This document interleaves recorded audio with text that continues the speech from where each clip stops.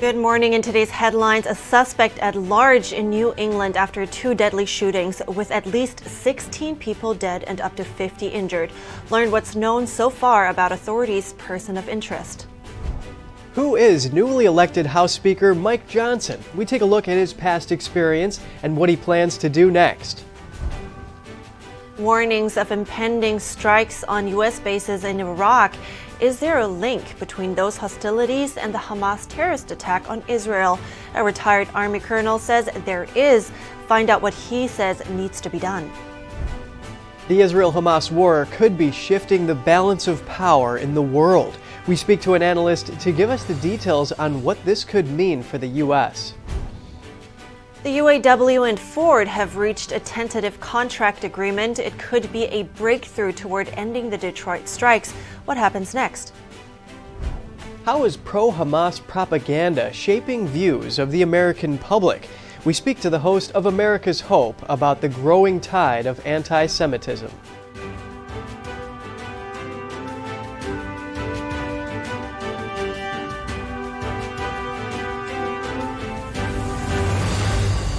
Good morning. Welcome to NTD. I'm Kevin Hogan. Good morning. I'm Evelyn Lee. Today is Thursday, October 26th. Really important breaking news to get to. And first, we just want to say that we are so sympathetic to all of the victims in this tragedy.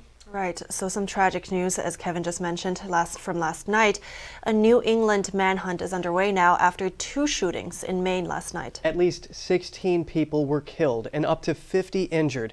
Police did not say how many of those injuries were from gunfire.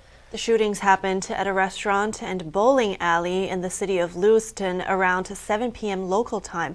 With the suspect still at large, police are asking locals to shelter in place. Here's what's known about a person of interest. Police are currently searching for a Robert R. Card, 4/4 of 1983 of Bowman. Card is considered armed and dangerous. He is a person of interest, however, and that's what we'll label him at moving forward until that changes. If people see him, they should not approach Card or make contact with him in any way. The shelter-in-place order that currently stands in Lewiston remains. The safety commissioners stress that Card is a person of interest only and not yet listed as a suspect. The 40-year-old is a certified firearms instructor and member of the U.S. Army Reserve. Law enforcement officials say Card has reported mental health issues, which included hearing voices. Authorities say he recently threatened to carry out a shooting at a National Guard facility in the state. Police released pictures of a suspect, a bearded man in a long-sleeved shirt and jeans holding a rifle in the firing position, along with a picture of a vehicle of interest found in Lisbon, about 8 miles from the scene. The shelter-in-place has been expanded to Lisbon as well. The FBI and state police are asking anyone with information or tips to call in. A news conference on the shootings will be held this morning at Lewiston City Hall. It starts at 10:30 a.m. Eastern Time. And after a turbulent 3 weeks searching for a speaker, the House of Representatives finally decided on a leader. House Republicans voted unanimously to elect Speaker Mike Johnson on the first ballot yesterday. The ascension of the 56th House Speaker clears the way for the lower chamber to resume its basic duties and respond to the crisis in the Middle East. NTD's Jeremy Sandberg has more on what you need to know about newly elected House Speaker Mike Johnson. House Speaker Mike Johnson has been a man of many hats. Vice Chair of the House Republican Conference, he's been Chair of the Republican Study Committee and held the assistant leadership role of GOP Deputy Whip. He sat on the Judiciary Committee, the Armed Services Committee, and the Select Committee on Weaponization of the Federal Government. The Louisiana Republican was first elected to the House in 2016. The 51-year-old attorney with a focus on constitutional law now has a series of near-immediate decisions to make, and the challenge of uniting fractures within the GOP majority. Johnson's first move as Speaker was bringing a non-binding resolution to the floor, reaffirming support of Israel's right to self-defense. It passed with strong bipartisan approval, with over 400 lawmakers backing the measure. Let the enemies of freedom around the world hear us loud and clear. The People's House is back in business. The newly elected Speaker's agenda focuses heavily on completing the appropriations process before the government funding deadline next month. Johnson says he aims to pass 8 remaining appropriations bills in quick succession and wants to avoid a repeat end-of-year frenzy in 2025 by having bills done by the end of July without recess until all 12 appropriations bills are approved. He proposed moving some bills out of appropriations and into working groups to address problems, including the failed farm bill last month. He did not rule out another stopgap spending bill. Johnson has opposed further aid to Ukraine, voting against a close to $40 billion aid package in May. He supported bills to tighten border security, prohibit mask mandates on planes, and stop gender-related surgery and hormone procedures on teens. Johnson has been a vocal supporter of former President Trump and was among the nearly 140 Republicans that disputed 2020 Electoral College results.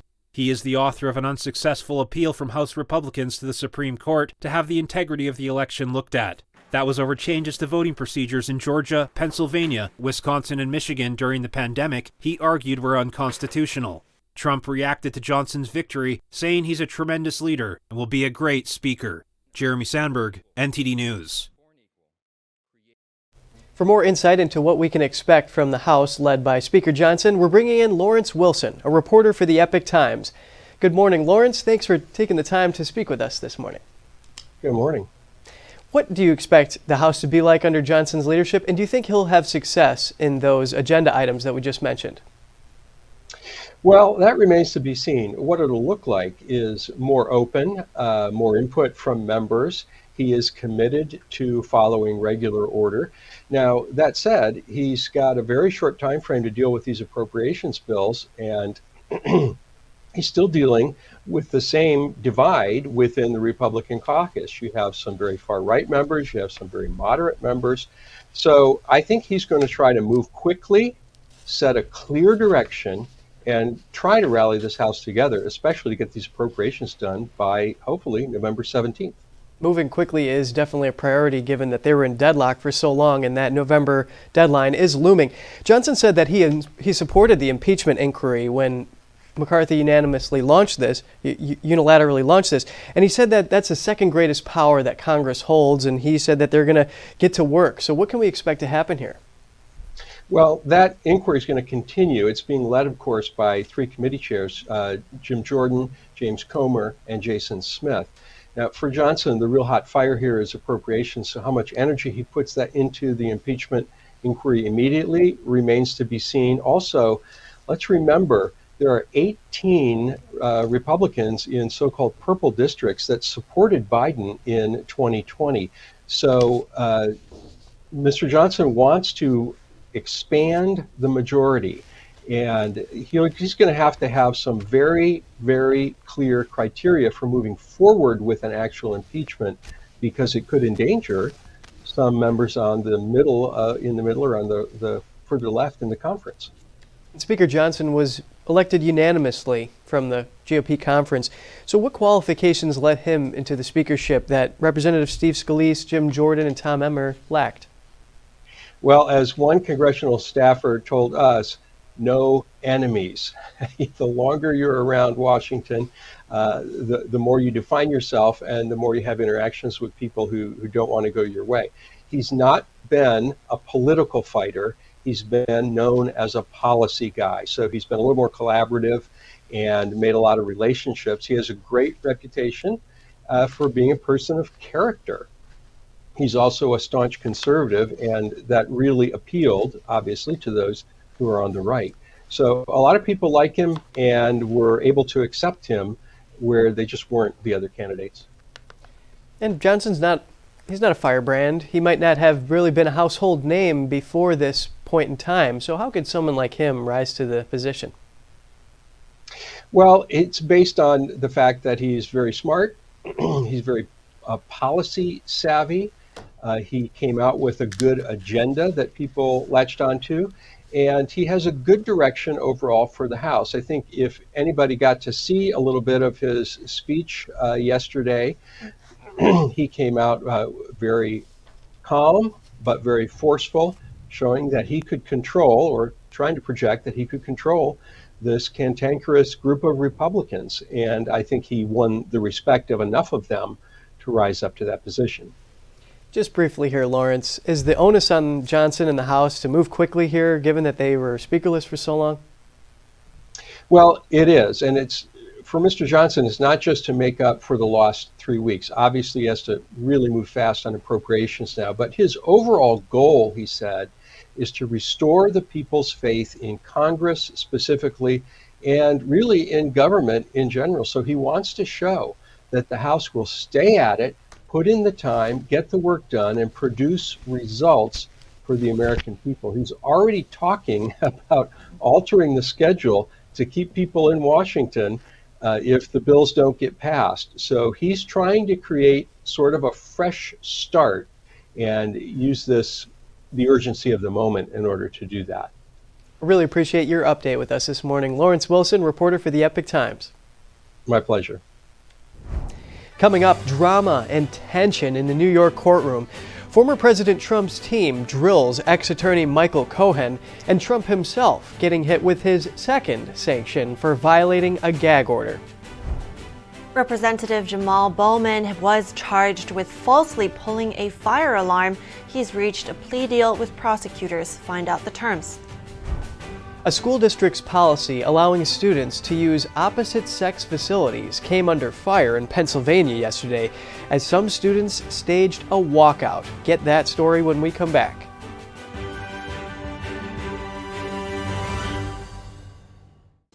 Y'all know me. Every day I'm hustling. I'm grinding and making deals because a girl loves her bling. But the one thing I don't have to hustle for is paying for expensive car repairs. Thanks to CarShield. Plans through CarShield can protect up to 6,000 parts and systems in your car, including the engine, transmission, air conditioner, entertainment system, and more. That's right. CarShield administrators get cover repairs paid on the most expensive parts of your car, all for one low monthly rate that never goes up, for as long as you cover your car. That's their price lock guarantee. I want to keep my car on the road as long as possible, and CarShield Administrators helps me do that. I trust CarShield Administrators because they paid my claim. Being an essential worker and a mom of 3, finances can be very tight at times. If it wasn't for CarShield, I wouldn't have my car. And with their best coverage ever, CarShield administrators go the extra mile, including car rental options. You'll also get 24/7 coast-to-coast roadside assistance for flat or damaged tires, lockouts, dead batteries, and courtesy towing, all at no additional cost to you. That's right. You don't need to do any hustling for these extras. They're all included. The cars will break down, there's no doubt about it. That's just the way it is. I got stuck with high repair bills before. That's why I called CarShield. Nobody likes expensive car repair bills. That's why you have to call CarShield before you break down.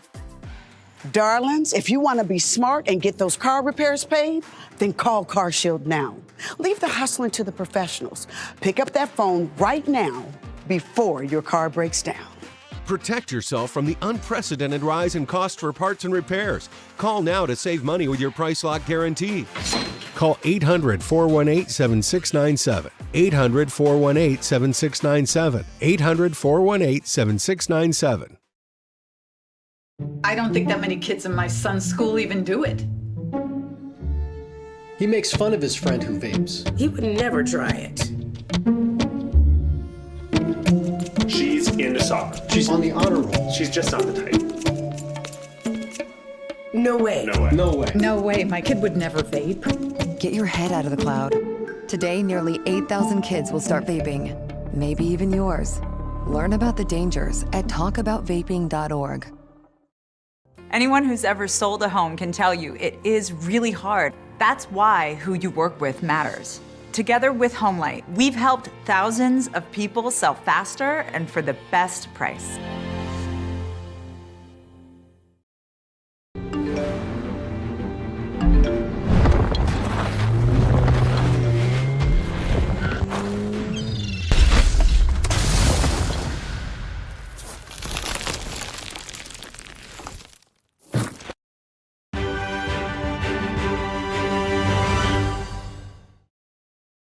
Good to have you back. A judge hits former President Trump with a $10,000 fine. It's the second sanction for violating the gag order. NTD's legal correspondent Arlene Richards has the details. Former President Trump took the stand Wednesday for a brief hearing on whether or not he violated a New York gag order. Judge Arthur Engoron, who is presiding over the civil fraud case, accused Trump of making a disparaging remark about his law clerk. The judge read an article by the Associated Press about comments made by Trump during a court break. According to the article, Trump said, "A person who is very partisan sitting alongside the judge, perhaps more partisan than he is." Trump testified that he made the statement, but said he was referring to the witness, Michael Cohen. But the judge didn't believe him. Trump's attorneys pointed out that it was very unusual for a law clerk to sit next to a judge, and that it was distracting to see the law clerk writing notes, rolling her eyes, and whispering to the judge. They said the influence coming from the bench was completely inappropriate. The judge saying that's how he does things and defending his law clerk. After further consideration, the judge said the $10,000 sanction he ordered would stand. Trump's attorneys said they will appeal. In other courtroom action, Michael Cohen returns to the stand to face pointed questions about his motives for turning on former President Trump. Cohen, defiant and combative, often making his own objections to defense questions. Trump's team challenged Cohen's credibility. Trump's attorney, Alina Habba, first established that Cohen had lied before. So what just happened, as you know, is the witness was fully impeached. He admitted that he lied. Cohen admitted that he lied to another New York judge when he pleaded guilty to tax fraud. He just admitted that he lied. Whether or not Cohen is a liar is central to the defense because he's a key witness for the state. The state began investigating Trump's finances after Cohen testified to Congress in 2019 that Trump inflated his wealth. Habba confronted him with his past praises of Trump from 2011 to 2017. For example, Cohen admitted to saying in a July 13, 2016 tweet, "Thank you and believe wholeheartedly that only Trump will make America great again." Cohen also admitted to saying in April 2011, "It's very, very surreal. I've been admiring Donald Trump since I was in high school." As for Cohen's adversarial relationship with Trump in recent years, he admitted to having a financial incentive to criticize his former boss, and has been criticizing Trump to the media, in podcasts, on social media, and in books that he's written. In other action, the judge absolutely denied the defense's request for a dismissal based on the witness's testimony, saying there was enough evidence against Trump to fill the courtroom. Arlene Richards, NTD News. The ACLU is backing Trump in his battle over free speech. A vocal critic of the former president in the past, the group is now coming to his defense to oppose a gag order from a federal judge. The ACLU said yesterday the order is unconstitutional and it's too vague and broad. It says U.S. District Judge Tanya Chutkan violated Trump's First Amendment rights, along with the rights of people who want to hear him speak. Chutkan is overseeing special counsel Jack Smith's January 6th case against Trump. ACLU attorneys wrote in a brief that the defendant can't possibly know what he's allowed to say and what he is not. It also called Trump's ability to speak about the prosecution inseparable from his 2024 presidential campaign, and that includes potential witnesses and testimony. Attorneys for Trump have appealed Chutkan's order, which she temporarily lifted until that appeals process plays out. The ACLU is urging Chutkan to reevaluate the order. Representative Jamal Bowman received a misdemeanor charge yesterday for triggering a fire alarm in the House office building incident. The fire alarm caused an hour-long evacuation of the building. It happened while lawmakers struggled to pass a bill to avoid a government shutdown. Bowman admitted he pulled the alarm but said while rushing to cast his vote, a door was closed. He said he thought pulling the alarm would help him open it. Bowman told Fox News he'd reached a plea deal with prosecutors, allowing him to pay a $1,000 fine and serve 3 months probation. If Bowman successfully completes his probation, the charge will then be dropped. Republican Congresswoman Lisa McClain introduced a motion to censure Bowman formally after his indictment. Bowman called the incident a lapse in judgment and said he had no intention of wrongdoing. In other news now, Bud Light is becoming the official sponsor of UFC, a mixed martial arts league. The two companies announced this Tuesday as part of a broader effort to revive Bud Light from a sales slump. And here with us live is NTD business host Don Ma to tell us more. Don, good morning. Now please give us an overview of this deal between Bud Light and UFC. Sure. The Ultimate Fighting Championship, or UFC, signed a multi-year marketing deal with Anheuser-Busch and its Bud Light brand. So the brewer will now become the official UFC's beer partner in the U.S. starting January 1st, 2024. And Bud Light will actually replace Modelo as UFC's beer sponsor. And as Kevin mentioned earlier, this move aims to boost the Bud Light brand because, sales of Bud Light have been sinking, and they still are. Volumes are down 30% in October compared to last year. But financial details of the deal were not very clear. Bloomberg reported that the global agreement here is the UFC's largest sponsorship ever, surpassing $175 million. Of course, this is citing a person familiar with the matter. And it should come as no surprise that some Republican UFC fans have reportedly canceled their membership over this. So what has been the reaction to Bud Light becoming the official beer for UFC? Well, it's no surprise, right? Some people are angry, the reactions here to the deal. I'm not saying that these reactions are representative of everyone, but it's definitely there. Considering the controversy Bud Light had in the past year with transgender influencer Dylan Mulvaney, and hashtags as well, such as boycott Bud Light, have cropped up on social media platform X, as well as the hashtag boycott UFC. People are saying that it's a bad move here. Some say it's time to boycott the UFC in addition to Bud Light, and some doubt the move will actually help Bud Light recover, even though that's the aim here. But I have to mention here that this isn't the first time Bud Light has partnered with UFC. It's not something unprecedented. Bud Light was actually UFC's original beer sponsor more than 15 years ago. Really just sounds like it's not the boost they were hoping for. Well, do you have anything else for us today? Yeah, some big news regarding the UAW. They announced a tentative contract agreement with Ford last night. It could signal the end of a nearly 6-week strike with the automaker. The agreement includes a 25% pay raise. It also offers members cost of living adjustments and other benefits. The tentative deal must be approved and by rank and file members. The union still remains on strike against Stellantis and GM. That's all from me.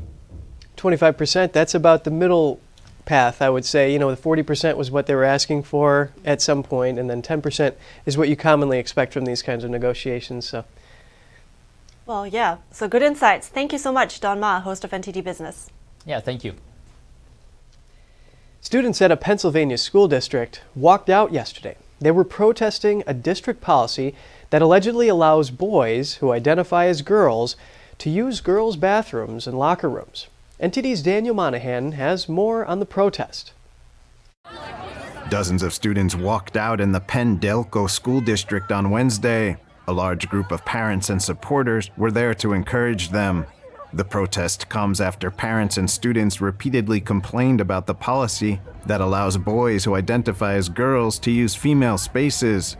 Turning Point USA member Jewel Gilbert says the most compassionate thing may be to have a policy more like what the protesting parents are fighting for, something that keeps everybody safe. So that when a trans-identifying student is walking into a bathroom, that they don't have to be looked at as something to fear. And that's the situation that these school districts are making trans-identifying students an object of fear in the face of other students, because they are in a place where the other students don't feel safe, which is in their bathroom.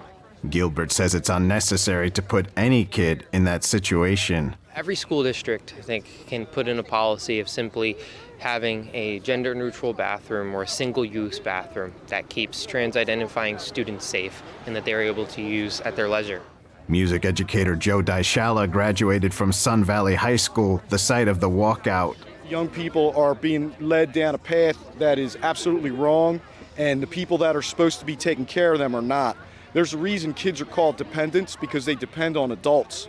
to do the right thing for them. And when the adults don't do the right thing, you're going to see great kids coming out here and standing up for themselves and doing exactly what they should do, which is their birthright as Americans.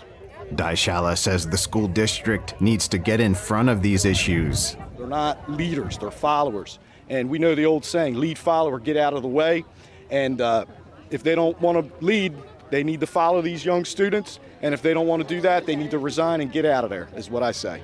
Retired woman June McAndrew has grandchildren that go to school in the district. The grandmother says she has no problem with people who identify as transgender. Her only issue is the safe spaces of kids being violated. Make 3 bathrooms, boys, girls, and unisex. Put one in for unisex, and if you choose to use that bathroom, fine.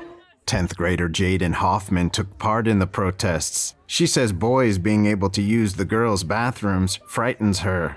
The student says she has heard of assaults that occurred in other schools with similar policies. Pendelco School District Superintendent George Steinhoff responded to the protest in a local news article. He says approval to use opposite-sex facilities is not automatic and that there is a process involving a counselor. Steinhoff added that Sun Valley provides both multi-user and single-user restrooms to maximize privacy and convenience. Daniel Monahan, NTD News. Well, you know, Evelyn, we've often seen parents speak out about these kinds of things, but when the students themselves walk out, then you know it's really serious.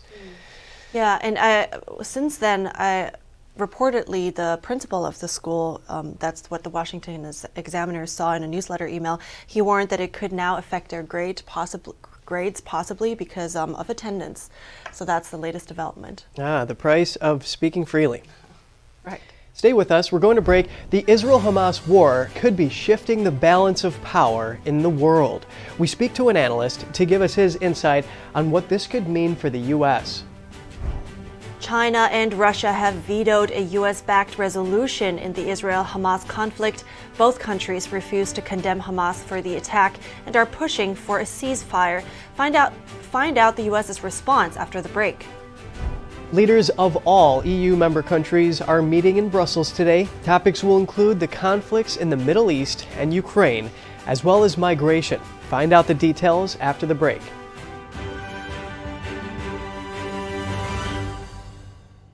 Stay tuned to get 2 rolls of alien tape free. You wouldn't stick your mother-in-law on the wall, but you could with alien tape. It just sticks. Just peel and stick to make anything stay in place quick. Brick, pavers, marble, tile, plastic, even leather. Nothing works better than alien tape.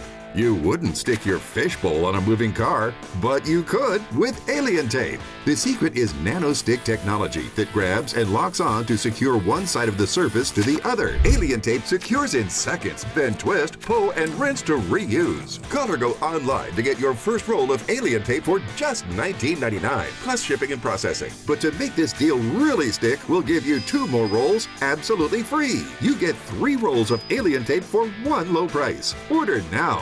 To order, call 1-800-490-1364 or go to tryalientape.com. So call 1-800-490-1364 or order online at tryalientape.com.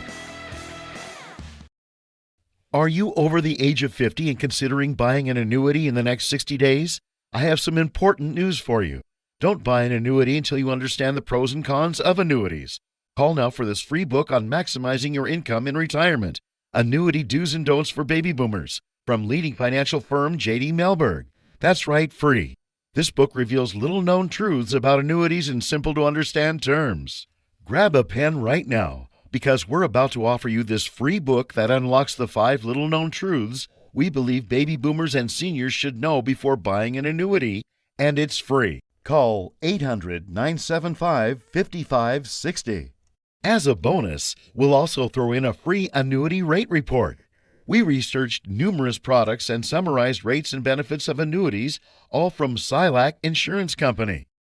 Call 800-975-5560. That's 800-975-5560. Call now.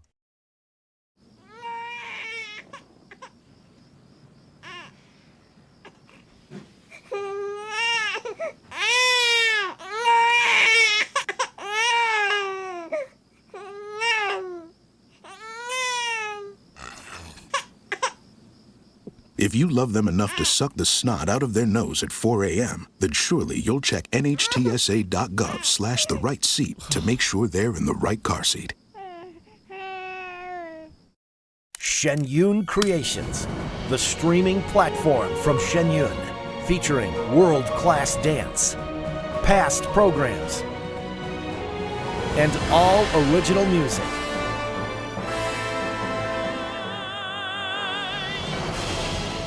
Masterclasses, behind the scenes, comedy, and more.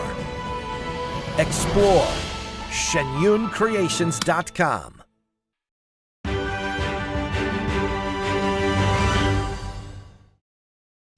Welcome back. And sticking with the Israel-Hamas war, the world is split on this conflict. And beyond that, China analyst Antonio Graceffo argues that it's altering the global balance of power. We're now bringing him in to dig deeper into this issue. He's also the author of Beyond the Belt and Road, China's Global Economic Expansion. Good morning, Antonio. It's really good to have you. Now, first, tell me more about the shifts of power that you've been seeing here. How did the Israel-Hamas war trigger that?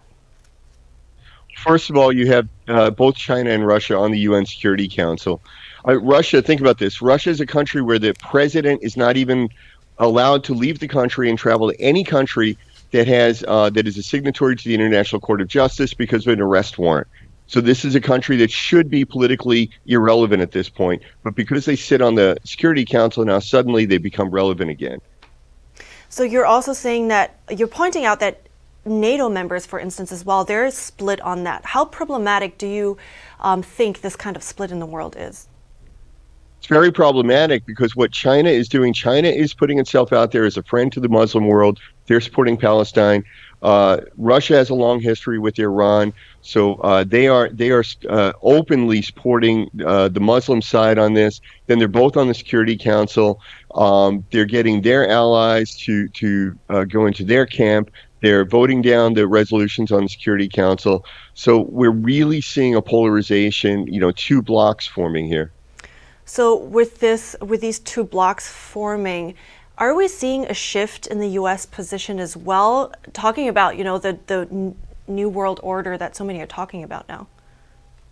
Well, it's certainly threatening the U.S.-led international order, particularly in the Middle East. But we see that it's spreading out through the world because even Latin American countries, for the most part, are falling into the Chinese and Russian orbit. So we're seeing polarization there. We're seeing it in Asia, the various Asian countries, and of course Muslim countries like Indonesia and Malaysia will tend to support Palestine, which is going to then push them out of the U.S. orbit because the U.S. is supporting Israel.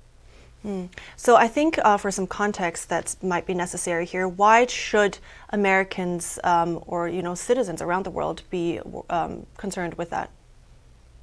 Well, what we're concerned about is that China is building its coalition, and China's goal is to create a world order that is led by China. But at the end of the day, the purpose of that world order would be to benefit China rather than to create an open and free system where everyone can benefit. So, for example, if you look at trade relations, if you look at the Belt and Road Initiative, you look at BRICS, you look at all these, they basically are ways of China facilitating trade with China rather than facilitating trade among the members. So politically, it's the same way. China wants to create a China-led world order that facilitates China, that does not necessarily help these other countries interact with each other. Right. No, so if we can call this challenge of power for the EU and the US, what's being done about that from the EU and the US? Is it enough? Well, it's very difficult. It's a very difficult situation. Now, at the end of the day, Saudi Arabia is going to be a key player in this. Saudi Arabia generally makes decisions based on making money from oil, and they're going to do what's best for Saudi Arabia more than to follow, say, an ideological system. So Saudi Arabia, for the moment, I think is remaining quiet, and they're probably going to wait and see which way the wind blows, wait and see if this thing explodes, if it spills over. And I think what may happen is that Saudi Arabia will drift back into the U.S. camp, and then if that happens, of course, Kuwait and some of our other allies in the region will drift back into our camp, because I don't know that they have really at their core an interest in seeing the world split, and they certainly don't want to go into a China and Russia-led camp. I see. That's at least reassuring to hear. So thank you so much for your analysis, as always, Antonio Graceffo. I really appreciate your time today. Thank you.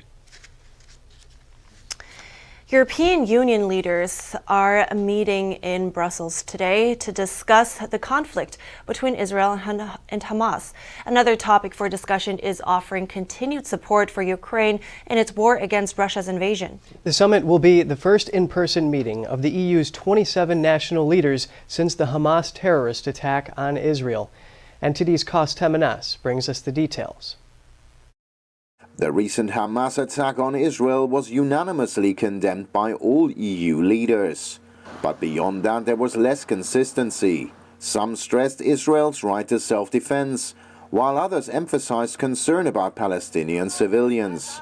Several EU leaders have recently visited the Middle East to express solidarity with Israel and bolster diplomatic efforts, including French President Emmanuel Macron and German Chancellor Olaf Scholz. Officials fear that an escalation of the conflict could have grave consequences for Europe, such as rising tensions between local communities, Islamic terrorist attacks, and a heavy influx of refugees.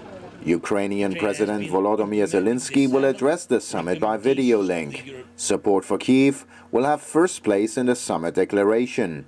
The EU and its member countries have provided billions in assistance to Ukraine since the start of the war with Russia. But the Israel-Hamas conflict has raised concerns with some officials that it may overshadow political attention toward Ukraine. At the summit, leaders will also have their first debate on the budget package, which would include over $70 billion to Ukraine in military and financial aid.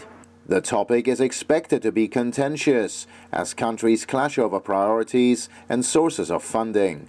Additionally, the Commission has asked for over $15 billion to deal with migration, as well as further money to cover increased borrowing costs for joint EU debt as interest rates rise. Cost Temenes, NTD News. Russia and China yesterday vetoed a U.S. push for the United Nations Security Council to act on the Israel-Hamas conflict. The resolution draft proposed by the U.S. is aimed at addressing a worsening humanitarian crisis in Gaza. It calls for pauses to the violence and allow aid access. 10 council members voted in favor of the resolution, while the United Arab Emirates also voted against it. Brazil and Mozambique abstained from the vote. A further vote on a Russian-drafted resolution called for a humanitarian ceasefire. China and the United Arab Emirates were the only countries to vote in favor of the Russian draft, with 9 other members abstaining from the vote. The U.S. and Britain voted against it, saying a ceasefire would only benefit Hamas. China has never condemned the terrorist attack and put pressure on Israel to stop bombing Gaza. At least 9 votes are needed for a resolution. It also requires no vetoes by the U.S., France, Britain, Russia, or China for it to be adopted. Just ahead, coded religious messages detected in media outlets that cater to Iraqi militias. A report says those signal imminent assaults on U.S. bases. A security analyst tells us how this may be connected to the October 7th Hamas attack. How can America and its allies stop Hamas, Hezbollah, and Iran from evading sanctions and financing terror? We have the highlights from a House hearing on that topic. That's after the break.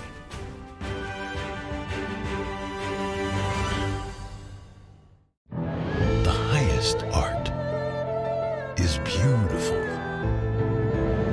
breathtaking, timeless, and moving.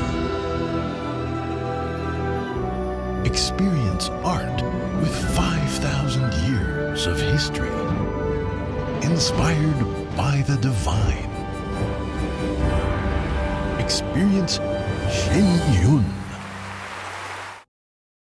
Anyone who's ever sold a home will tell you it's really hard. And it's one of the biggest financial decisions you'll ever make. That's why who you work with matters. Together with HomeLight, we take care of every detail.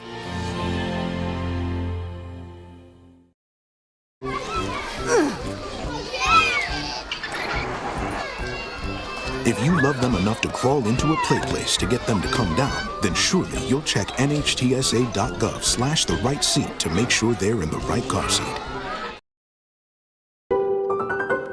Kindness is cool. Because we feel happier when we do good. Kindness connects us with others and improves our self-esteem. Simple actions, meaningful lives. Let's practice kindness, share our love, and show our care for one another. Submit videos of kindness to Gangjing World for prizes up to $10,000 in cash.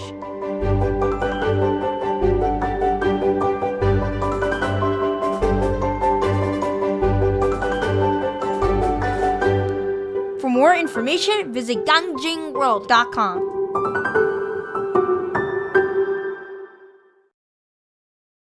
My Towels solved a problem that we've all had with towels. You go into the stores and they feel lotiony and soft, but then you get them home and they wind dry you.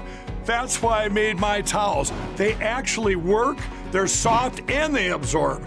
And now I'm excited to announce 2 brand new lines of My Towels. What makes them the best towels ever is they're now made with 100% long staple Shapir cotton. This is a combed ring spun cotton that makes My Towels even softer and more absorbent than ever. And now you get a 6-piece set for an amazing introductory sale price as low as $29.98. So go to mypillow.com or call the number on your screen. Use your promo code to get My Towels for only $29.98. Or you can get my designer premium line for just $20 more. Either way, you save 50% now on all My Towels. They actually work. What a concept. This offer won't last long, so please order now. MyPillow.com.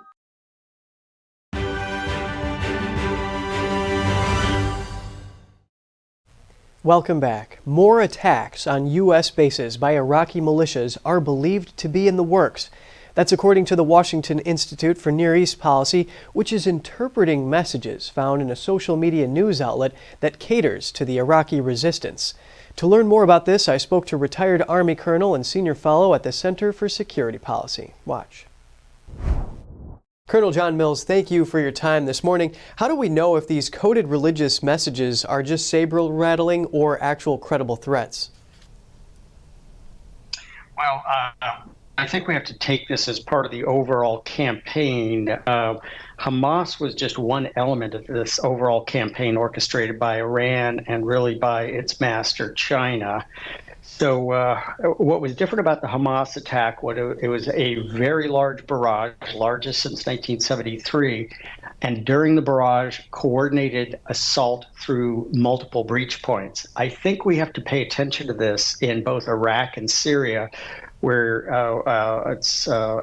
al-Assad has been rocketed. That's on the road from Baghdad to Syria. That's really our largest base camp in Iraq. That's been rocketed, and also Al-Tanf right across the border in Syria on the same road. So we have to be careful, not just for rocketing will they attempt to assault these bases. You have to look at this as an organized overall campaign.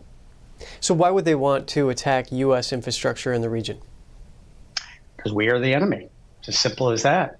I mean, that's part of, this is part of taking down America. This is part of the overall no boundaries agreement with China at the head. Russia's the major junior partner, but Iran as a very close to major junior partner. This is part of a coordinated campaign. So they want America out of the Middle East, and they will attack American facilities. So at the same time that the U.S. is urging not to create an escalating conflict between Israel and Hezbollah, why would these militia groups target the U.S., thus causing the U.S. to have to respond in some way? Because they really don't care what this administration says. They don't care. It's ineffective. The messaging is all over the place, but in the end, it communicates weakness and lack of resolve. They sense that, and they're attacking. So how do these Iran-backed and Iraq-backed militias work together? Well, this is what Soleimani, who was eliminated during the President Trump's tenure, first term. This is Iran is coordinating these and telling them what to do, where to hit, and those are our biggest base camps. So the message is, we need to watch out. These are going to turn into ground assaults if we're not careful and eliminate the threats now. Yeah, well, these messages saying things like, wait until tomorrow and the Freeman's eyes will be happy. Those things have preceded major attacks in the past. So what does the United States need to do in preparation here? Well, our base camps are very vulnerable inside of Iraq and Syria. It's been a very light touch, but still, it's the forever war complex that President Trump was undoing, but Biden has reinstated. And the military term is we're accepting risk, because so far what's defended these base camps is their stealth nature and also the fear of possible American attacks in response. We're focused on Israel right now. These are vulnerable camps, and our ability to provide air cover, provide fire support is distracted at this point in time. It's always great getting your insight. Retired Colonel John Mills, Senior Fellow at the Center for Security Policy, thank you. Kevin, thank you. An honor to be on your show. How can America and its allies stop Hamas, Hezbollah, and Iran from evading sanctions and financing terror? A hearing yesterday by the House Committee on Financial Services worked to find answers to this problem. Here are the highlights. The U.S. has a decades-long history of economic sanctions against Iran. Iran continues to fund terrorist groups like Hamas and Hezbollah and continues to evade economic sanctions. So how does Iran fund these and other terrorist groups? And what can the United States do to stop it? The United States began imposing sanctions on Iran shortly after revolutionaries seized the U.S. Embassy in Tehran in 1979. Over the years, as Iran continued to support terrorism and international chaos, the sanction regime responded and grew into the largest and most complex imposed on any country in the world. Congressman Blaine Lukemeyer says sanctions were working until the U.S. changed policies toward Iran. But in 2015, the Obama administration negotiated a deal that was supposedly intended to stop Iran's nuclear program, known as the Joint Comprehensive Plan of Action, or JCPOA. The JCPOA relaxed many of the tough and effective sanctions that the U.S. took years to implement, freeing up billions of dollars for the regime and reviving its economy. Jason Brodsky is policy director for the group United Against Nuclear Iran. An Israeli security source told Reuters recently that Iran raised its funding for Hamas's military wing over the last year from $100 million to around $350 million per year. One suggested solution was to apply pressure on other countries besides Iran to stop supporting these terrorist groups. The Qataris and the Turks need to be held accountable. We can't sit here today and empower countries to host Hamas leaders, to give them money, to give them ideological support, to use their media, their state media, to amplify their propaganda and disinformation. Lock down the money. Lock down the $6 billion. Don't forget about the $10 billion that was made available over the summer, transferred out of Iraq to Oman. We have no information on that money today. Iran, Hamas, and Hezbollah receive millions through cryptocurrency. One witness explained the difficulty in shutting down that source of revenue. The problem is not primarily onshore in the United States. The problem is offshore, crypto financial service providers that refuse to play ball with U.S. law enforcement because they don't have to. Richard Goldberg from the Foundation for Defense of Democracies addressed the topic of political division. And this is a moment to restore bipartisanship on issues that used to be completely bipartisan and can be again. This is a moment. If this is not going to be the moment, I don't know what will be. This is just the first in a series of hearings planned to address this matter. Yeah, and meanwhile, the U.S. is calling on its Middle East allies in the Terrorist Financing Targeting Center to cut off more funding for Hamas. Right. I mean, I think it's difficult, right, because you see this alliance now that has countries in there that have more financial means than than before, and by that I mean like after 9/11, the terrorist groups, they had definitely less of these financial means than now if you look at China and Russia. Although some would then argue that China's economy is just a house of cards now, right? So.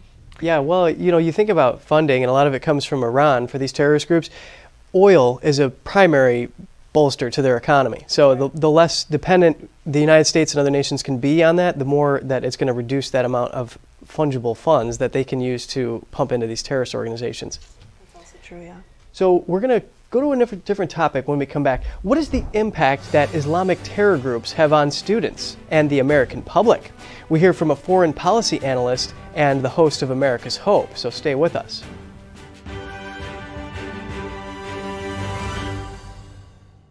First time I came in here was Monday, and today is Thursday. I've had 2 surgeries and am doing fantastic. I'm still in shock that I can walk. That's all within 4 days. In 4th grade, I was diagnosed with scoliosis. I had 70 and 60-degree curvatures. Went to Shriners Hospital in LA. It's been fused ever since. I noticed a lot of pain going down my left buttock into my thighs and into my calf. I could be standing there and my legs would just go out. I went through pain management for 2.5 years, and the pain management specialist told me there was nothing more he could do for me. We actually did our own research, and next thing I know, Dr. Benatti called, and he told me immediately over the phone what my issue was without even seeing me. I was in a twilight stage during surgery, and you can actually say, where are you feeling that pain? And it immediately stops. Hold the leg up there. No pain here? No. No pain here? No. No pain on the butt? No. All of a sudden, they're all, do you want to get up and walk? Well, I couldn't walk before, and I got up and I just started crying because I had no pain. And I had all my weight on my left leg and on my right leg, and I walked a straight line with no assistance, no falling, no grabbing onto the walls, nothing. I held my own weight. And that's the first time in months that I was able to walk by myself. Benatti succeeds where others fail. For more stories like these and the rest of our program, check out American Medicine Today, featuring cutting-edge medical and science innovators, previous surgical guest of the Benatti Spine Institute, and a medical professional's insight on political issues plaguing our nation. American Medicine Today, Sunday 6 p.m. and Wednesday at 2:30 on NTD Television and other streaming platforms.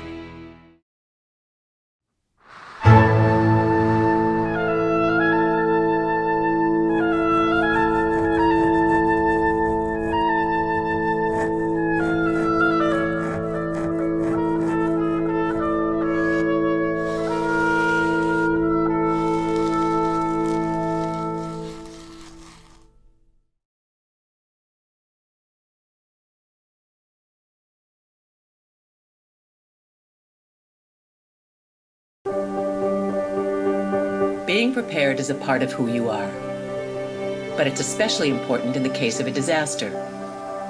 Be informed about possible emergencies in your area. Make a plan that covers where you go in an emergency. Build a kit with the things you need to survive. There's no one more capable of planning for your situation than you. Start your plan today. Go to ready.gov/myplan.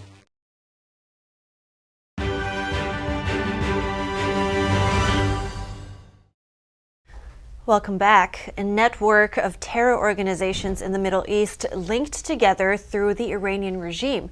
Is American foreign policy effectively working against this threat? Waleed Faris, a foreign policy analyst and the author of Iran, an Imperialist Republic and U.S. Policy, spoke to Kelly Wright, host of America's Hope.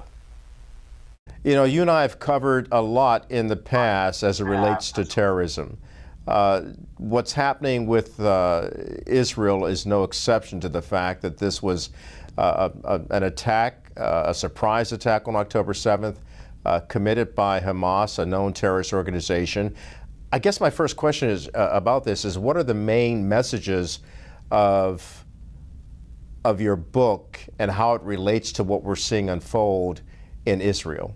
The first message was really for the readers, for the American public, to understand that there is a regional network of terror organizations, all linked up to the Iran regime for many, many years. Unfortunately, Kelly, our educational system, the academic system, did not really inform and educate the American public, those students who really later will become the graduate students who will go to newsrooms, to war rooms, to courtrooms. So there was a systemic failure that I've seen here in Middle Eastern studies in teaching the American public as to the nature of what we're seeing. I mean, obviously, you and I in the past have discussed the other jihadi organizations such as the Muslim Brotherhood, Hezbollah, others, Qaeda, Daesh, but that specific network that links Hamas to the Iran regime is something that most Americans were not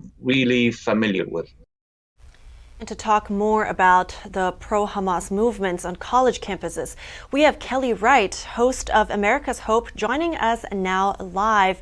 Kelly, really good to see you. And I know that you've been speaking to counterterrorism experts. Now tell me more about what they're telling you about the pro-Hamas protests on college campuses. Well, good morning to you as well. It's an honor to be here. I will tell you that Waleed Phares is one of the best as it relates to foreign policy and counterterrorism. He speaks with expertise, and he basically says that the nexus of terror really stems from, as we've heard from other guests and analysts on our program this morning, stems from Iran and that flow of money going into not only funding terrorist acts like Hamas and Hezbollah and other groups throughout their region, but also Waleed talks about going back to the 1990s when a lot of money began to flow, and then what Iran has done systematically is actually provide money to college campuses, provide money into Middle Eastern studies, and coming all the way up to the present time.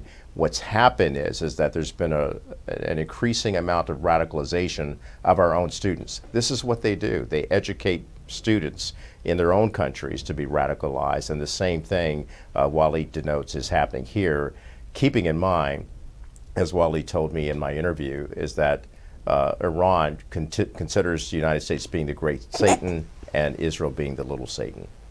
Wow, incredible. And talking about that, what are these concerns that these experts that you speak to, what are the concerns that they have about Richmond City, for example, like the resolution? That's the California town that voting to accuse Israel of ethnic cleansing. Yeah, again, it goes to the core of what's happening in our educational systems, and as a result of that, what's happening in terms of misinformation, miseducation, and then the propaganda machine that has actually fueled even our own Congress. There are members of Congress who agree with Hamas and actually defend Hamas in basically talking about how they're concerned about the humanitarian needs of the Palestinian people. That's rightly placed, but people must understand, as the counterterrorism experts have told me, they must understand that Hamas is a terrorist organization that is in full control of what goes on throughout Gaza and the West Bank. Therefore, beware of how we deal with Hamas in the future, and understand Israel's right to defend itself.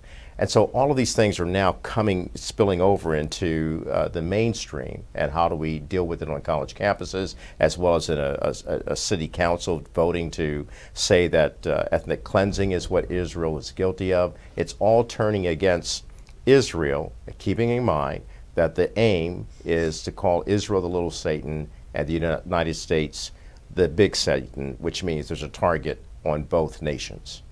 Right, and on what you said, that it's all turning against Israel. So would you say that these kind of actions, they're part of that growing tide of anti-Semitism? Absolutely. We've seen not just an uptick, but an increase of anti-Semitic behavior in this country for a number of years. Will that grow? That's what many rabbis that I've spoken to are fearful of. Many security experts. I just spoke to one security expert in Los Angeles, and he says that he's received more requests to guard synagogues and rabbis throughout that city. So as we continue to see this increase, there is quite a growing concern in terms of how our security deals with this. And of course, it's always important to be vigilant, but it's also important to be proactive in getting our educational house in order, our funding in order, and our security, our national security in order. Well, thank you so much, Kelly Wright, for filling us in on all this, host of America's Hope. Thank you. And you can watch the full episode of America's Hope on NTD.com, and this coming episode will be aired on Monday, November 30th. That's right. And at this point, we are also kicking off our second part of the broadcast.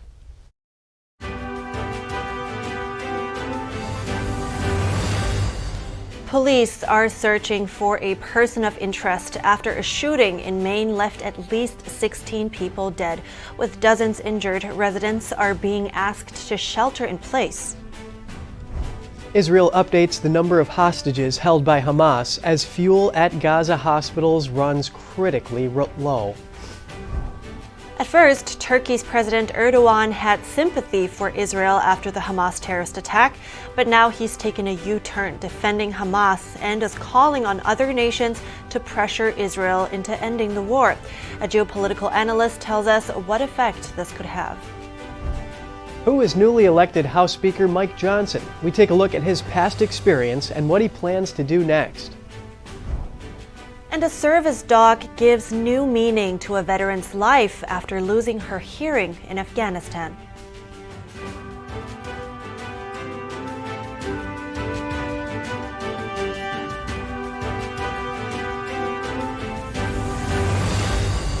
Welcome back, and to all those now joining us, good morning. Good morning from me as well, and we have some updates on the tragic news in the U.S. last night. A New England manhunt is underway after 2 shootings in Maine. A local counselor says the death toll could be as high as 22, with up to 50 injured. Police did not say how many of those injuries were from gunfire. The shootings happened at a restaurant and bowling alley in the city of Lewiston around 7 p.m. local time. With the suspect still at large, police are asking locals to shelter in place. Eyewitnesses described seeing people, including children, running from the area and being patted down by police officers. The person of interest, 40-year-old Robert Card of Bowdoin, Maine, is a certified firearms instructor and member of the U.S. Army Reserve. Law enforcement officials say Card has reported mental health issues, which included hearing voices. Authorities say he recently threatened to carry out a shooting at a National Guard facility in the state. Police released pictures of a suspect, a bearded man in a long-sleeved shirt and jeans, holding a rifle in the firing position, along with a picture of a vehicle of interest found in Lisbon, about 8 miles from the scene. The shelter in place has been expanded there as well, with some schools closed today as a search unfolds. The FBI and state police are asking anyone with information or tips to call in. The White House said President Biden spoke with Maine Governor Janet Mills by phone and offered full federal support in what he called a horrific attack. Authorities have scheduled a news conference for 10:30 a.m. Eastern Time in Lewiston. And Israel's military said today the number of hostages held by Hamas has reached 224, but it says that number is changing and could rise. IDF spokesperson Jonathan Conricus says Israel believes the terrorist group is also hoarding fuel in Gaza. Watch. We assess that there's between 800,000 and perhaps more than 1 million liters of fuel of different types stored inside Gaza under the control of Hamas. Some of it stockpiled before, some of it stolen from the UN, some of it stolen by Hamas from private vendors, and essentially controlled as really the hardest currency that currently exists in Gaza by Hamas, dripping it to hospitals and other facilities, while these facilities are constantly claiming to the world that they are running short and soon won't be able to operate. Prime Minister Benjamin Netanyahu said Wednesday that Israel is preparing a ground invasion of Gaza. The Prime Minister declined to provide any details on the timing or other information about the operation. Netanyahu says the decision on when forces would go in would be made by the government's special war cabinet. The prime minister added that Israel had already killed thousands of terrorists, but that it's only the beginning. Israel has carried out days of intense bombardment of the densely populated Gaza Strip following the October 7th Hamas terror attack. Netanyahu also discussed the security failures that led to the Hamas attack, saying all those involved would be called to account after the war. And Turkish President Tayyip Erdogan made his most controversial comments yet on the Gaza conflict. He said yesterday that Hamas was not a terrorist organization, but a liberation group fighting to protect Palestinian lands. Erdogan added that Turkey condemned the civilian deaths caused by the Hamas October 7th massacre, but also strongly criticized Israel's bombardment of Gaza. Unlike many of its NATO allies and the European Union, Turkey hosts members of the terrorist group on its territory. The country also backs a two-state solution to the Israel-Palestine conflict. Erdogan was also critical of Western nations' support for Israel's bombing of Gaza, comparing it to murder and mental illness. He also called for an immediate ceasefire and a free flow of humanitarian aid into Gaza. Israel rejected Erdogan's claims. A foreign ministry spokesperson responded by calling Hamas a despicable terrorist organization.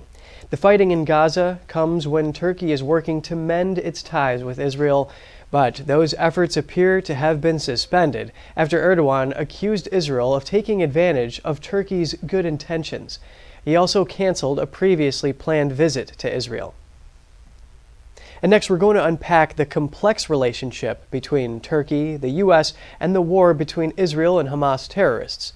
Brandon Weichert, a geopolitical analyst and author of The Shadow War, Iran's Quest for Supremacy, joins us live. Good morning, Brandon. It's great to see you. Good morning. Thank you for having me. So as we mentioned, at first, Turkey's leader Erdogan reached out to his Israeli counterpart after the attack, but now he's backing Hamas.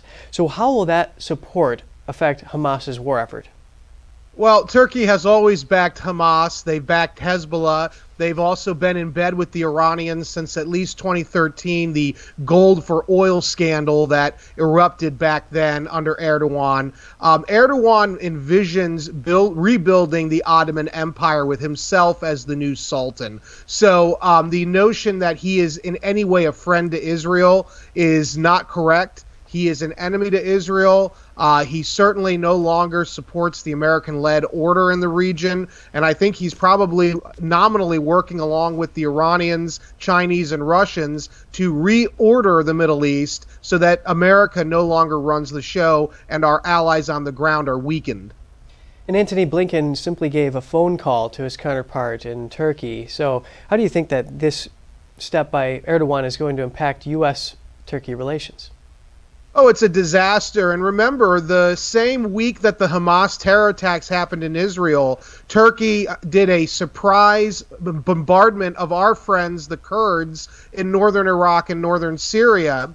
And now, after it was announced that the Gerald R. Ford and Eisenhower carrier battle groups were deploying to the eastern Mediterranean, Turkey has moved its navy, along with northern Cyprus's navy, into the Gerald Ford's area of responsibility.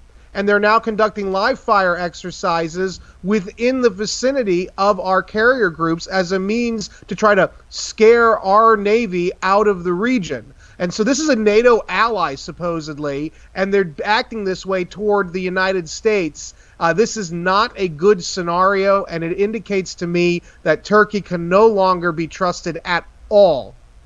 Do you think that the support that Erdogan is showing for Hamas stems from his constituents, the Turkish people, or is it him personally?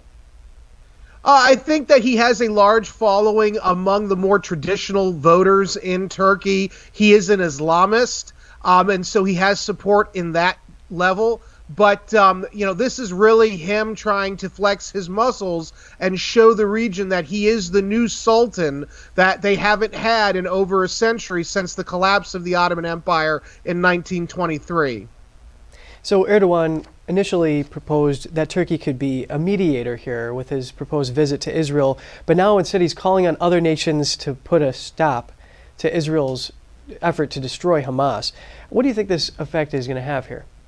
Well, the reason he's doing this is because he wasn't sincere about being a mediator. The moment the Americans backed Israel, that's when he shifted and became, Mr. I Love Hamas. What this is going to do is further divide the region into two camps: the Iranian, Chinese, Russian, pro-Hamas, pro-Hezbollah camp, versus the American-backed the American-backed Israel camp, with Saudi Arabia kind of in this middle position, and now Turkey apparently weighing in on the side of the Iran, Russian, Chinese axis. Tell us a little bit more about the implications of Turkey being a NATO ally, especially in the context that we're seeing U.S. bases being attacked in the region and how they're going to affect the relations between them and Iran. Yeah, so Turkey has been a very difficult NATO ally. Some of it is our fault. We didn't sell them the Patriot missiles under the Obama administration in 2012. Then the Obama administration went after Erdogan because of election fraud and things like that, human rights violations. So we certainly did our share of alienating Turkey. But to be clear, Turkey, the moment they put Erdogan and his Islamist party in power, Turkey was never going to be a reliable ally. So what this means is that southern defense flank of NATO is completely exposed. Turkey has aligned itself with Russia. They've aligned itself with our enemies in the Middle East. They're working with China. And so when push comes to shove, we cannot rely on Turkey as the bulwark of NATO in the southern part of Europe.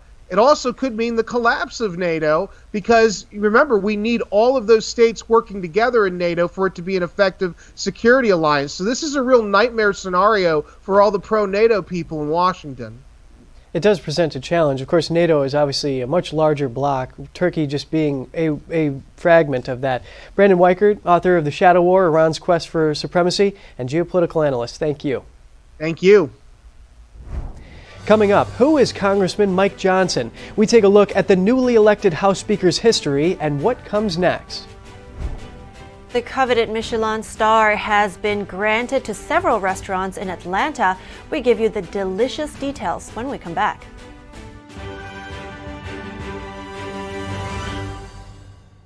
When I drink it, the first thing was I feel the warmth in my tummy.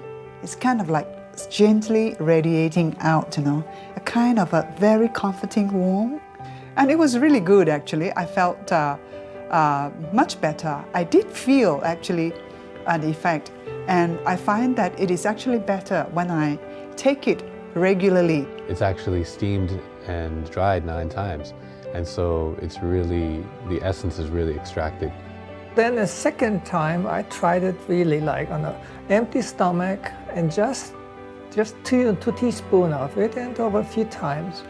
And wow, that was a big difference because suddenly I could feel, I was very good energized. I didn't have to eat. I could work outside in the garden for a couple of hours, and I still felt very well. And I was impressed by that. So I think it's a good product. Anyone who's ever sold a home can tell you it is really hard. That's why who you work with matters. Together with HomeLight, we've helped thousands of people sell faster and for the best price. The loss of coordination in my legs, I'd trip over my feet, end up flat in the concrete. Dr. Benatti to me was God sent. Walk like that in a while. I don't remember how long. I didn't have to make a massive lifestyle change. I noticed today that I could sit and stand up without a cane. I would have to give it excellent and above my expectations. Benatti succeeds where others fail.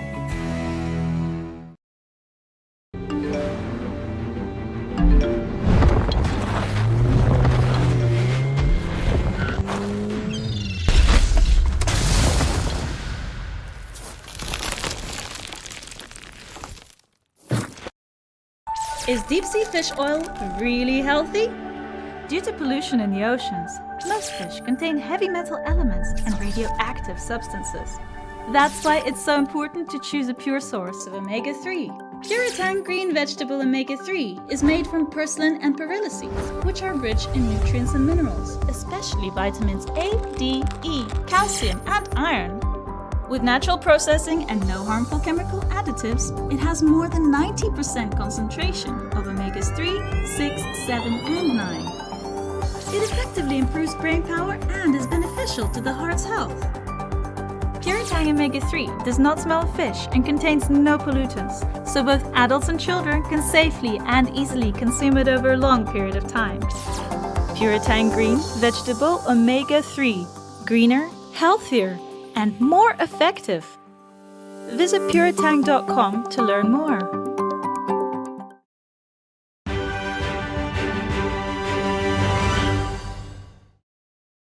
Good to have you back. President Biden sending a direct warning to Beijing as he welcomes the Australian Prime Minister to the White House. The two leaders yesterday vowing to uphold peace in the Indo-Pacific amid wars in Europe and the Middle East.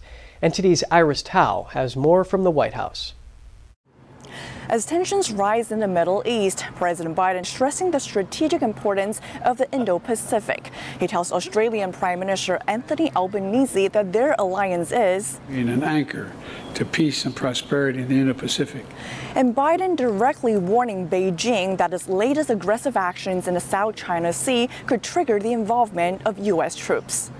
Just this past week, the PRC vessels acted dangerously and unlawfully.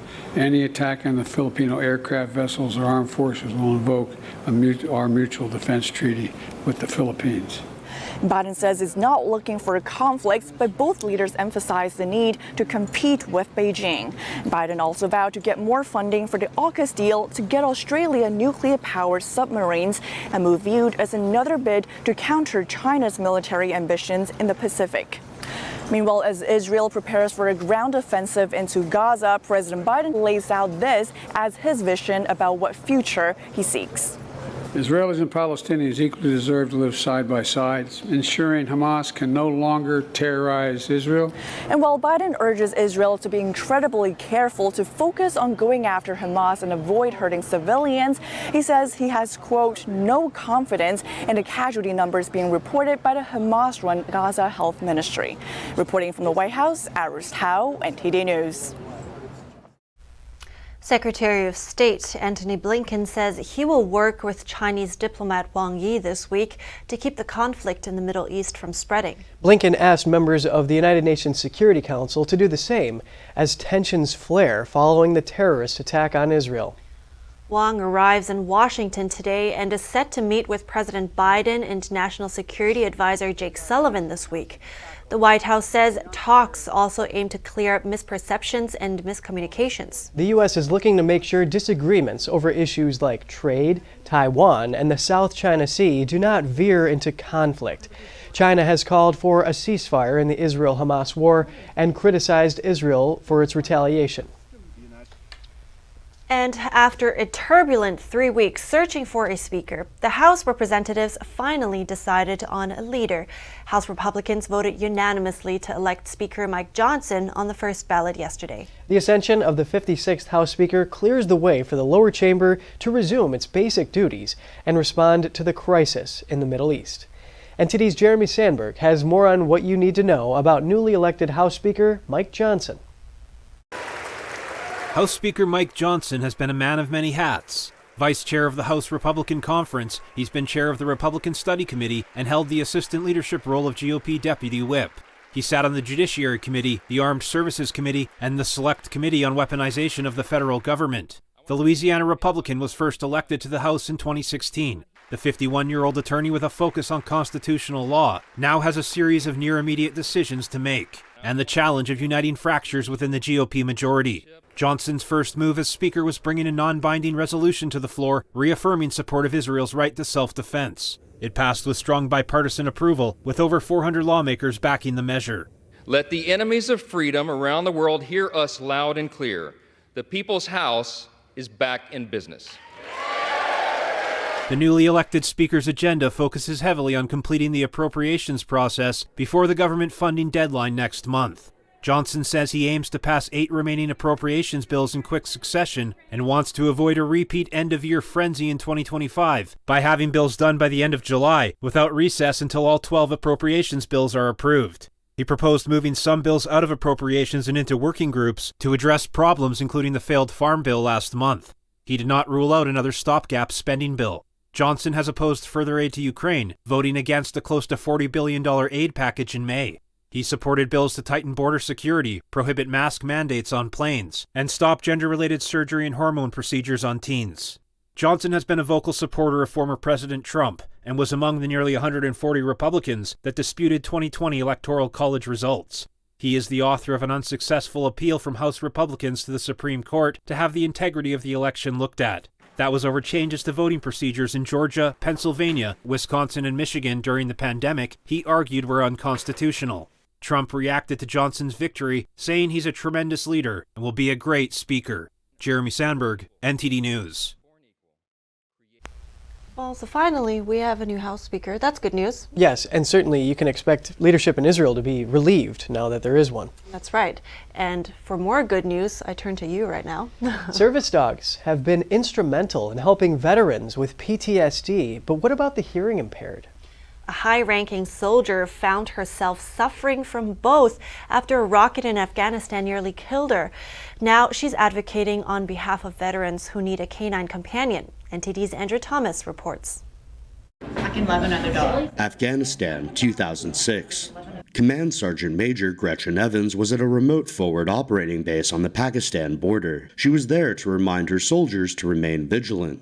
With less than 8 weeks left in deployment, her troops were starting to think about going home. Just as she finished speaking, the base received incoming fire. And I mean, literally just got the words out of my mouth.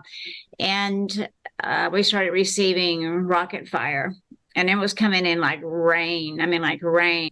Eyewitnesses say the blast threw Evans headfirst into a concrete bunker. 3 of her troops were killed. When she woke up in a military hospital in Germany, she learned she was deaf and had suffered a traumatic brain injury. Her Army career was over. Not only did I not have a purpose, but the passion had been knocked out of me because I loved my job. I loved my career. Like many veterans, Evans struggled to adjust to the civilian world. As a high-ranking female soldier, she felt even more isolated and depressed, but she wouldn't let her injuries define her. There's something in me kind of stirred, and I thought, no, that's not who I am. I'm Gretchen. I'm a retired Command Sergeant Major. I'm a daughter, I'm a sister, I'm a mother, I'm a wife, I'm lots of things. Evans knew that veterans with PTSD often benefited from service dogs. But what about someone who'd lost their hearing? She started to do some research and came across an organization called America's Vet Dogs. She asked if they had service dogs for the deaf. I didn't know what to say, really. I was looking for some hope. I was looking for something that would give me hope because I was running out of it. Evans got an email back with one word in it: yes. She didn't know it at the time, but America's Vet Dogs had never trained a dog for a deaf person. But that wasn't going to stop them from helping Evans. They said the one thing that actually kept me alive for the next 6 months. They said yes. And so the word yes, I think, is a powerful word because yes opens doors and yes gives people hope. 6 months later, in January 2015, Evans got Aura, a golden retriever black lab mix. Aura can alert her to sounds like doorbells, home appliances, phone notifications, and other noises by tapping Evans's leg. Aura was also trained to recognize emergency vehicle sirens, so Evans could get her driver's license. I don't know how to tell you how that felt to have my independence back again, that I could take myself to the market, that I could drive to the gym, that I could go places without having to rely on my husband or friends. Aura motivated Evans to become an ambassador for Dogtopia's Dogs Save Lives initiative. She advocates for any veteran who wants a service dog. Aura is my superpower. She has made me no longer a disabled person. She's made me whole. Evans says the first step is to ask, because she knows what asking did for her. It gave her Aura and her life back. Andrew Thomas, NTD News. I'm just so glad those dogs could get those vets the help they need. Yeah, that's very heartwarming to see. And I think, animals dogs, animals in general probably, are way more sensitive than people may think, you know. They are really valuable in helping these vets. You know, I did a story on Paws of War that brings these dogs back from overseas after they are in the combat situations, and then they get them out to these vets and they help them by actually waking them up if they have PTSD and they're going through a night terror. Somehow dogs can sense that when they're sleeping. Right, and I also, coincidentally, also did a piece with puppies behind bars a while ago, I think, and they're trained behind bars, hence the name, but they are for police in New York City, or all around the U.S. actually. And I had an interview with somebody that keeps one of those dogs, and they're saying that when these dogs are there, people get they open up naturally. So I think these animals really have a great impact on human beings. Well, men's best friend, right? Yeah, and those tough jobs, they need a little soft spot, which the dogs can provide. Yeah. All right, we're moving on from cute puppies to Michelin star food. The coveted Michelin star rating system is popular with diners and restaurateurs. Customers can be assured of high quality food, and owners know that it will bring business. Fine diners in Atlanta or travelers going there can now try 5 different restaurants who were awarded a Michelin star. 2 of the restaurants received a Green Star, which is a recent designation for establishments that excel in sustainability. According to Michelin's rating system, 1 star means the restaurant has high-quality cooking that's worth a stop. The rating system actually goes up to 3 stars, so Atlanta restaurants still have something to aim for. Michelin lauded Atlanta eateries, saying their diversity represented both Southern and international cuisines well. Sounds amazing. But we don't have it so bad in New York City either. Oh, we got a lot of cuisine here, that's for sure. Yeah, and I mean, I have friends that come to New York, and 2 of them were specifically coming here and really just eat everywhere. It's excellent. Yeah, all right, and we have reached the end of our show, so we're wrapping up here. We'll keep you updated with the latest information. Stay tuned for a News Today broadcast at 11 a.m. Eastern Time. Thanks for watching. I'm Evelyn Lee. And I'm Kevin Hogan.